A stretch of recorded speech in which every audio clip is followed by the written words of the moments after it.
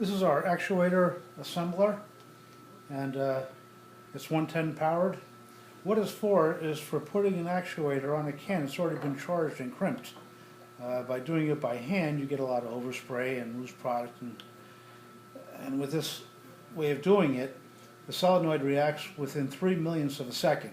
And the spring inside the actuator actually helps because it has no time to react when the plunger comes down to assemble the actuator on top of the valve.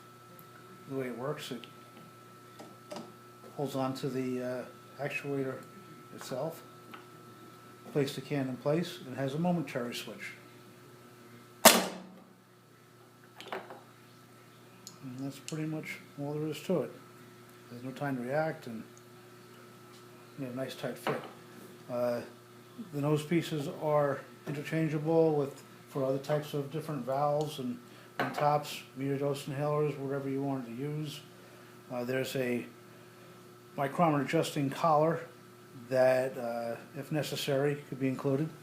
And that locks onto the column, and then you can loosen up the handle and adjust the head up and down within a few thousandths of an inch for real precise contact. The